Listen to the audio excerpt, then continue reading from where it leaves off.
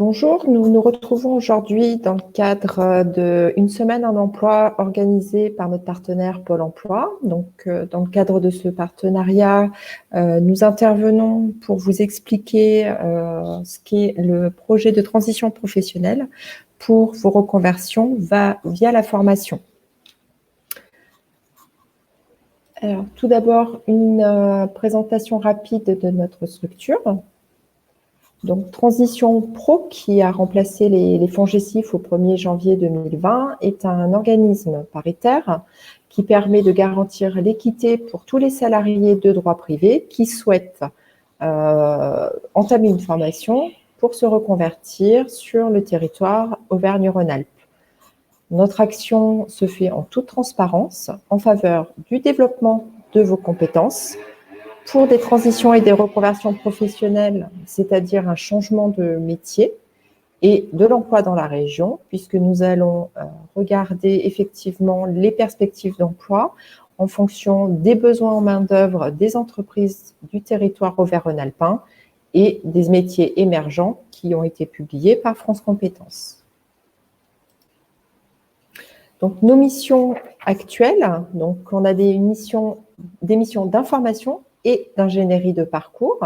Les missions d'information ce sont l'offre de services qui vous permet d'être informé sur la recevabilité des dossiers, sur les différentes démarches que vous avez effectuées, mais vous donne également des informations sur les 4 dispositifs qui existent au sein de notre structure. Donc, le projet de transition professionnelle que je vais vous présenter aujourd'hui, le dispositif démissionnaire, la VAE et le CLEA vous seront présentés dans d'autres webinaires.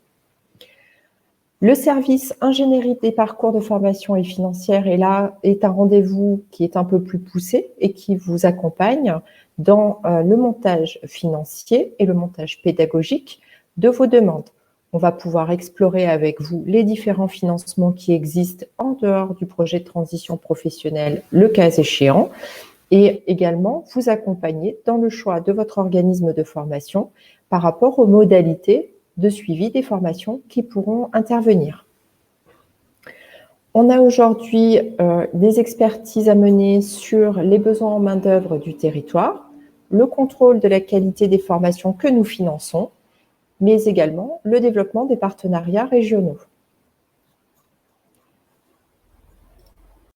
Si vous avez des questions pendant ce webinaire, n'hésitez pas à utiliser donc à droite de l'écran l'onglet questions pour poser vos questions par écrit.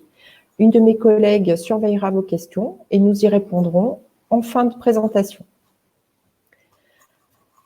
Sur nos services, donc comme je vous l'ai dit, nous avons une mission d'information. Vous avez 3 types de réunions qui sont accessibles sur inscription via votre espace personnel. Donc, vous pouvez sur notre site transitionpro-ara.fr créer votre espace personnel pour accéder à l'ensemble de nos services. Vous accéderez à 2 types de réunions collectives, des réunions d'information sur les outils de la transition professionnelle et des ateliers d'appui à la complétude de votre dossier, où là, on vous expliquera quelles sont les démarches à effectuer en ligne pour pouvoir déposer une demande de financement auprès de nos services. Des rendez-vous Info Plus qui sont des rendez-vous individuels et qui vous permettent d'avoir une information individualisée, c'est-à-dire de répondre à vos problématiques personnelles dans le cadre des démarches que vous entamez. Nous avons également 2 rendez-vous un peu plus poussés, donc comme je vous l'expliquais, donc dans le cadre des ingénieries de parcours, le rendez-vous expert ingénierie et le rendez-vous rebondir qui lui se situe plutôt en fin de parcours si jamais votre dossier n'a pas été retenu par notre commission paritaire. Les 2 rendez-vous plus spécialisés s'obtiennent donc soit en nous envoyant un message via votre espace personnel ou lors des 3 réunions d'information dont je viens de vous parler.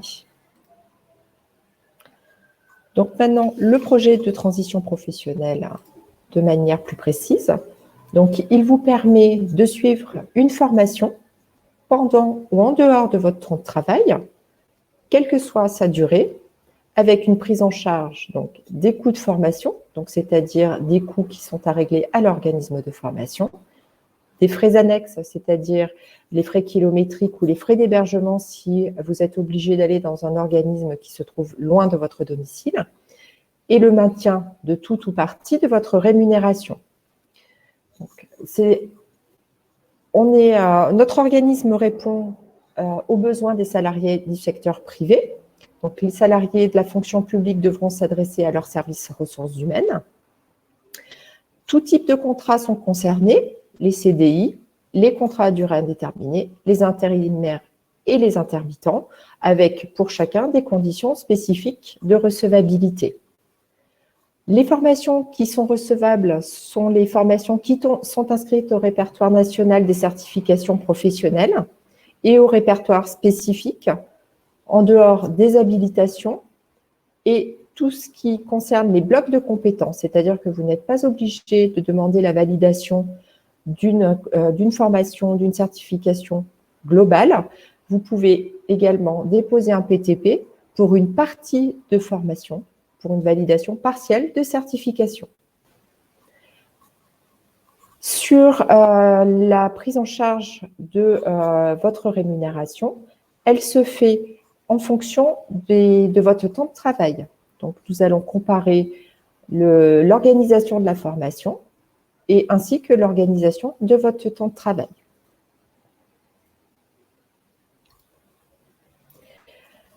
Donc, concernant les conditions spécifiques, pour les CDI, il faut avoir 24 mois consécutifs ou non d'activité salariée dans sa carrière, avec 12 mois consécutifs dans l'entreprise actuelle au moment où vous allez débuter votre formation.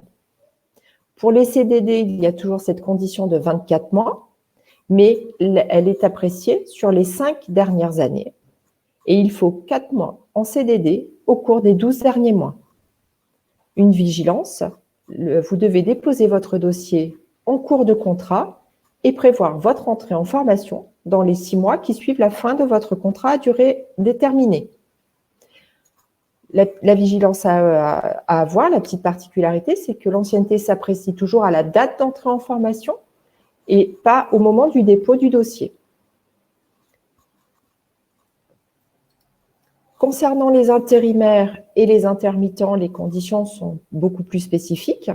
Donc, sur les intérimaires, il y a une demande de 1600 heures dans la même branche de travail temporaire, avec 600 heures dans la même agence au cours des 18 derniers mois. Pour les intermittents, il y a 3 catégories, les techniciens du spectacle enregistré, du spectacle vivant et les artistes.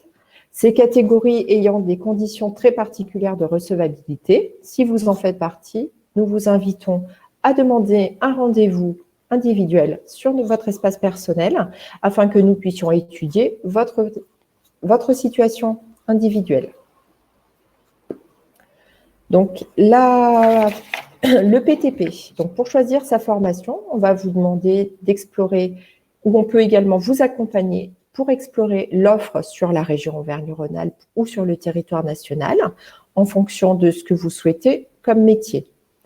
Nous allons regarder les dates de début de formation pour pouvoir choisir avec vous la commission qui correspondra à l'entrée en formation.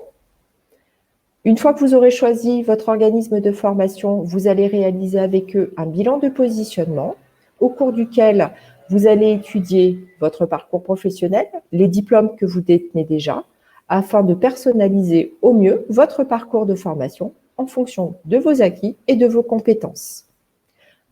Une vigilance à avoir, ce bilan de positionnement est obligatoire. L'organisme de formation que vous choisissez est tenu de l'organiser avant le dépôt de dossier. Vous pouvez également, à cette étape du processus, demander un rendez-vous spécialisé en ingénierie de parcours de formation pour qu'on puisse vous guider dans vos démarches. Une fois ces étapes réalisées, on va vous demander de constituer un dossier dématérialisé en ligne. Donc, il y a un dossier à faire, 3 volets, 8 étapes. 3 volets, le vôtre, celui de l'organisme de formation et le cas échéant, celui de votre employeur. 8 étapes, parce qu'une fois qu'à chaque étape, il y aura une validation par nos services. Donc, vous constituerez dans un premier temps votre volet bénéficiaire où vous indiquerez les précisions concernant votre situation en regard de l'emploi et de la formation que vous visez. nous vérifierons les conditions de recevabilité et validerons votre volet. Ensuite, l'organisme de formation indiquera la proposition personnalisée qu'il vous fait. Nous procéderons à une vérification et nous le validerons le cas échéant. À ce moment-là, si vous avez choisi plusieurs organismes parce que vous passez un concours ou parce que vous hésitez entre plusieurs organismes, nous aurons vérifié les volets, donc il peut y en avoir 3 ou 4 ou 5, et vous aurez à choisir. Donc, vous devrez confirmer le choix de l'organisme de formation. Vous ne pourrez en choisir qu'un seul. Une fois votre choix effectué, un mail est adressé à l'employeur pour qu'il complète les éléments concernant l'autorisation d'absence. Une fois la validation de l'employeur effectuée, votre dossier est importé dans notre système d'information et nous pourrons procéder ainsi à son instruction pour le présenter en commission paritaire. Concernant l'examen par notre commission d'instruction, elle se réunit une fois par mois. Donc, elle examine toutes les demandes de prise en charge financière en fonction de certains critères, mais surtout, elles sont prises dans la limite des financements dont elles disposent, puisque nous avons un budget déterminé pour chacune de nos commissions. Donc, il y a aujourd'hui des priorités qui permettent de classer les dossiers. Elles sont affichées sur notre site internet, vous pouvez les retrouver. Et 3 critères cumulatifs sont examinés pour présenter le dossier en commission. La cohérence de votre projet, c'est-à-dire avoir bien étudié le métier que vous envisagez, savoir si ce métier vous plaira et si vous en connaissez bien toutes les tâches, les conditions d'exercice, les avantages et les inconvénients. La pertinence du parcours de formation et de ses modalités de financement, c'est de savoir si vous avez choisi la formation qui vous permet d'accéder au métier que vous envisagez dans les meilleures conditions possibles pour vous et avec un financement qui soit réalisable. Et enfin, les perspectives d'emploi à l'issue de l'action de formation sur notre région. Donc, de savoir si vous pourrez accéder à un emploi rapidement, si c'est un métier qui recrute. Éventuellement, nous envisageons également les créations d'entreprises. Mais là, pour les créations d'entreprises, je vous conseille également de prendre rendez-vous auprès de nos services afin qu'on vous explique les démarches à réaliser. Quel sera votre statut pendant ce projet ? Le PTP est une période qui est assimilée à une période travaillée. Vous aurez le statut de stagiaire de la formation professionnelle continue. Vous conserverez donc vos droits à congés payés ainsi que votre inscription auprès de l'assurance maladie. Donc, en bref, un projet de transition professionnelle.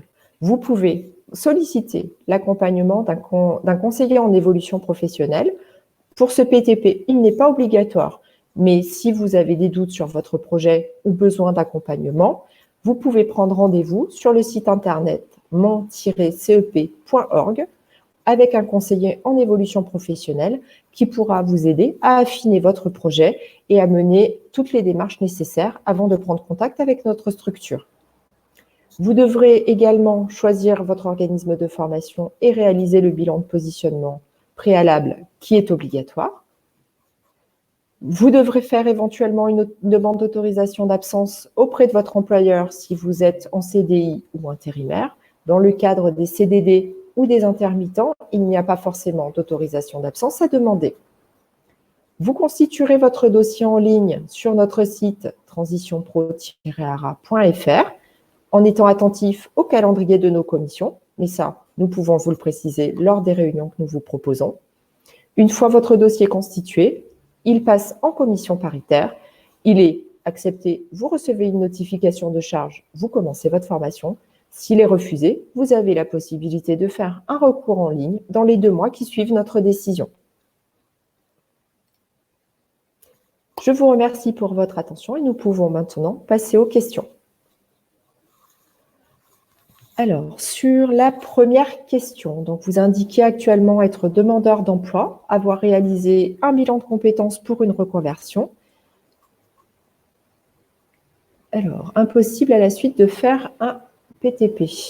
Donc, en fait, le bilan de compétences n'exclut pas le recours au projet de transition professionnelle. C'est même un atout dans l'écriture de votre projet.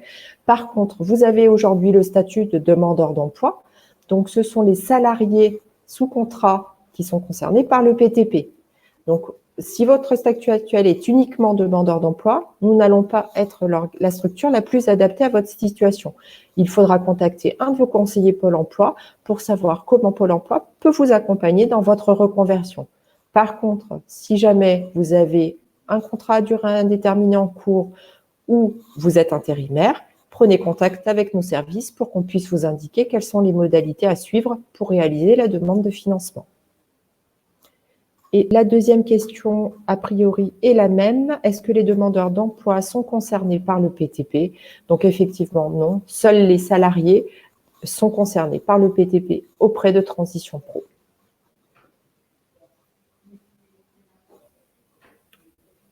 Alors, est-ce que vous avez d'autres questions concernant le projet de transition professionnelle?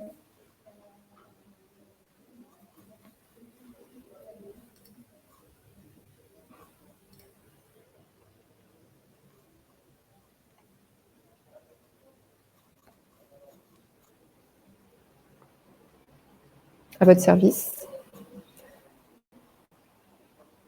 Alors, le PTP suit-il un circuit différent pour les fonctionnaires? Alors, le PTP n'est pas ouvert aux fonctionnaires. Comme je l'indiquais, notre structure s'adresse uniquement aux salariés de droit privé. Donc, pour les fonctionnaires, vous devez prendre contact avec votre service ressources humaines. Vous avez dans ces services des chargés de mobilité, généralement, qui peuvent vous renseigner sur l'utilisation de votre CPF, de vos droits à CPF, qui est encore en heure, contrairement aux salariés du droit privé. Ils pourront vous indiquer quelles sont les démarches à réaliser auprès de la Direction générale des services pour vous autoriser à rentrer en formation.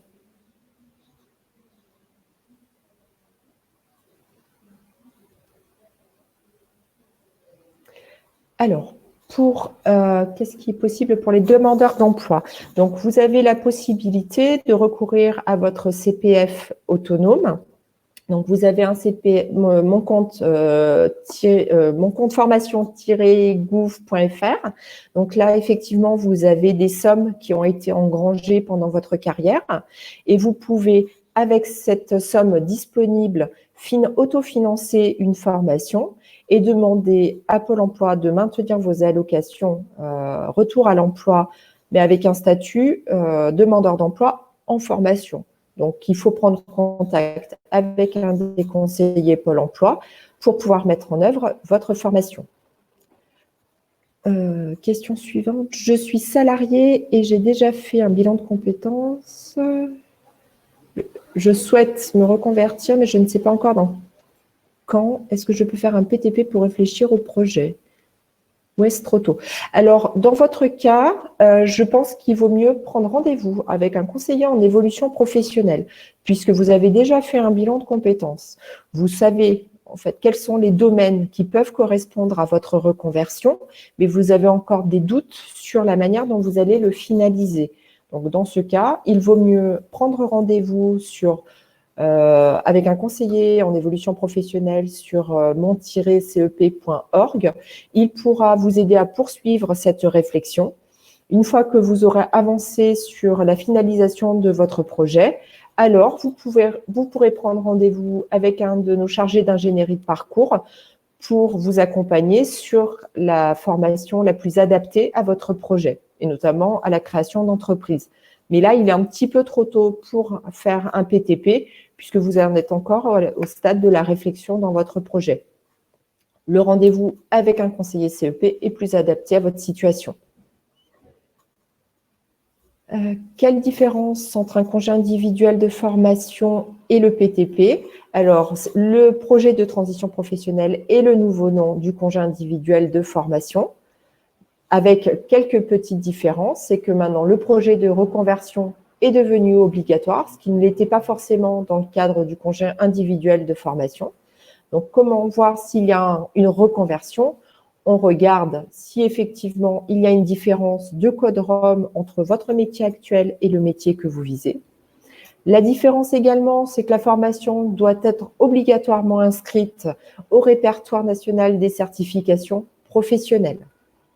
Donc, mais sinon, les autres conditions de recevabilité sont sensiblement identiques. Alors, Ensuite, quels sont les critères de recevabilité pour valider un projet de formation? Donc, les critères de recevabilité concernent donc l'inscription de la formation au répertoire national des certifications professionnelles. Et il y a également les critères concernant votre statut. On va regarder votre statut de salarié et savoir si vous êtes en CDI, en CDD, intérimaire ou intermittent. Donc, on étudiera si vous remplissez les conditions d'ancienneté.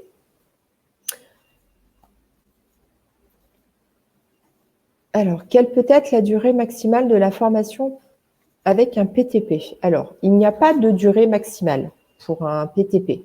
Par contre, il y a un critère de priorité aujourd'hui qui a été introduit par notre commission paritaire et qui est affiché sur notre site. Donc, sur des formations dites plus courtes, c'est-à-dire 1 an calendaire, donc une année scolaire, une année universitaire, si elle est en continu. Et pour les formations qui seraient à temps partiel ou discontinues, on est sur 1200 heures.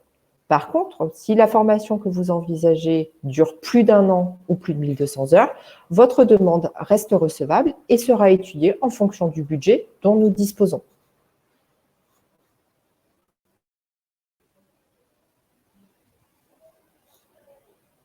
A priori, pour l'instant, il n'y a plus de questions.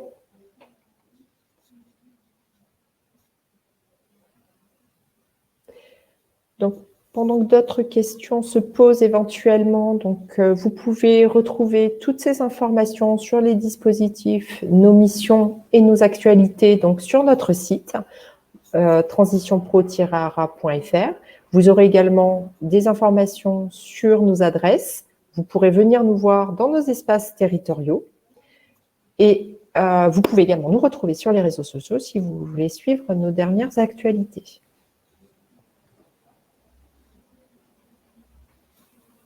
Alors, il semblerait que vous n'ayez plus de questions.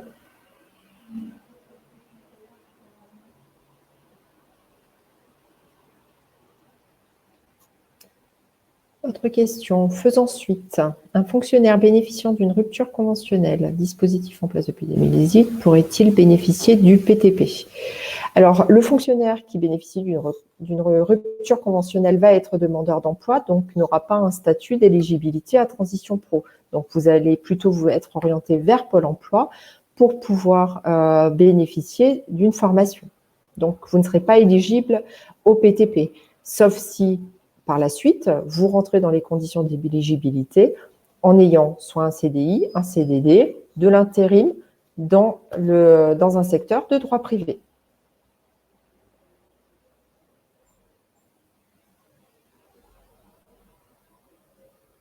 Par contre, concernant les fonctionnaires toujours, si vous rentrez donc dans le secteur privé, vous allez pouvoir demander la conversion de vos heures CPF en euros pour pouvoir avoir un budget disponible pour vous former dans le secteur privé.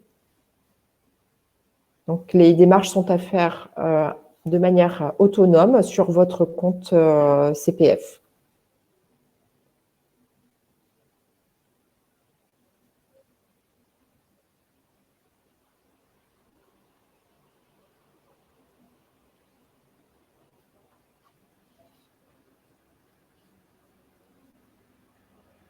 Alors oui, effectivement, donc pour le PTP qui utilise les heures du CPF, donc effectivement, quand vous déposez une demande chez nous, nous allons récupérer les sommes qui sont disponibles sur votre compte CPF.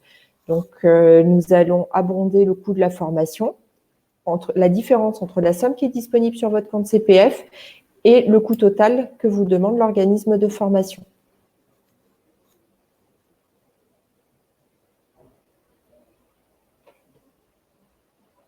Alors attention, aujourd'hui, le CPF n'est plus libellé en heures, mais il est libellé en euros pour les salariés de droit privé.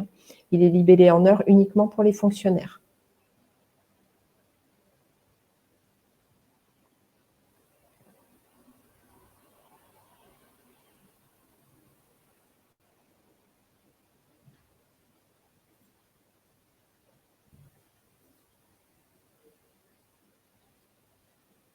Alors, a priori, on a fait le tour des questions.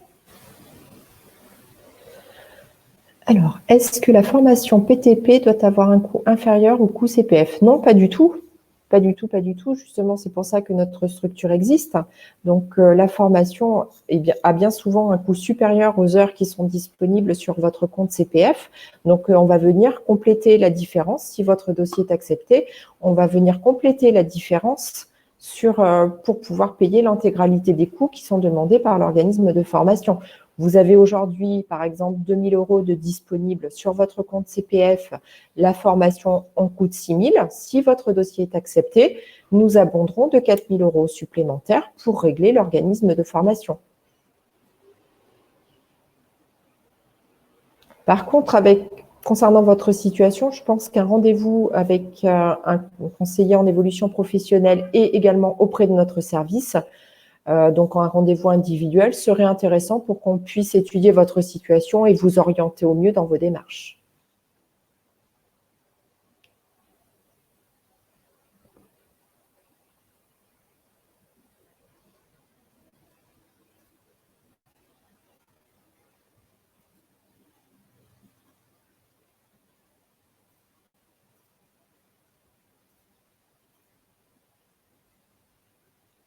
À votre service.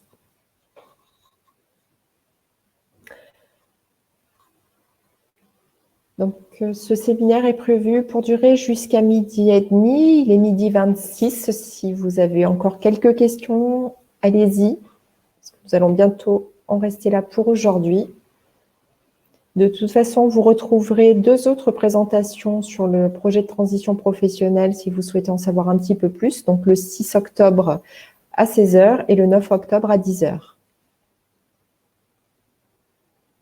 Alors, dans tous les cas, ai-je une participation pour financer ma formation? Est-ce que vous pourriez préciser un petit peu votre question, s'il vous plaît?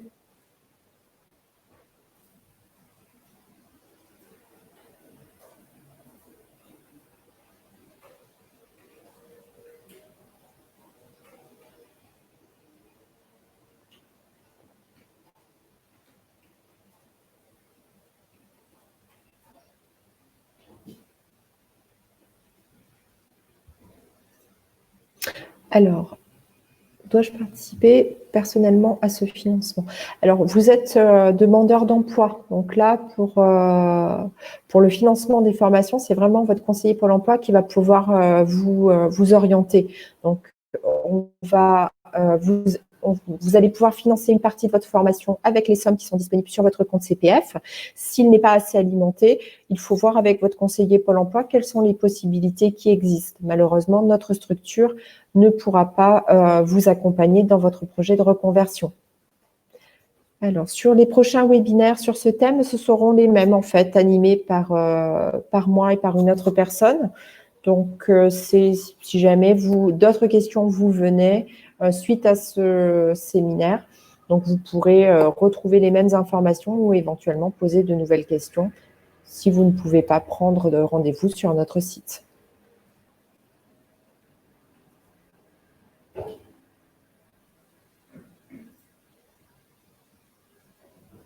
Alors là, donc Madame Carpentier, c'était la même question. Donc, ce seront les mêmes séminaires, mais vous pourrez poser des questions supplémentaires si vous le souhaitez.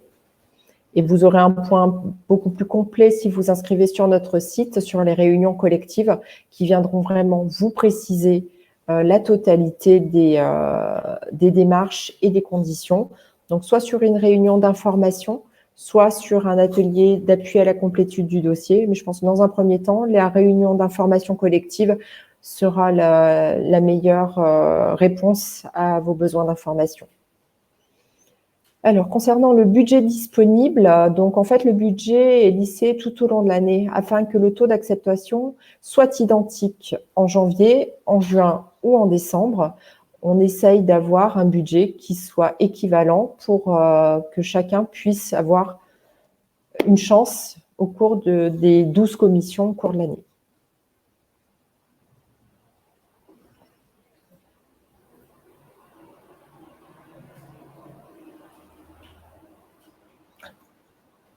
Alors, une petite précision, donc on a un taux d'acceptation aux alentours de 55% par commission.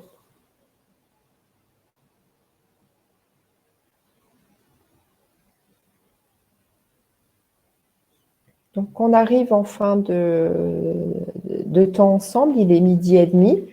Donc, si vous souhaitez plus d'informations, je vous invite à vous connecter sur notre site transitionpro-ara.fr ou à consulter un des prochains webinaires dans le cadre de l'événement Une semaine, un emploi organisé par Pôle emploi. Bonne chance dans vos démarches de formation. Au revoir.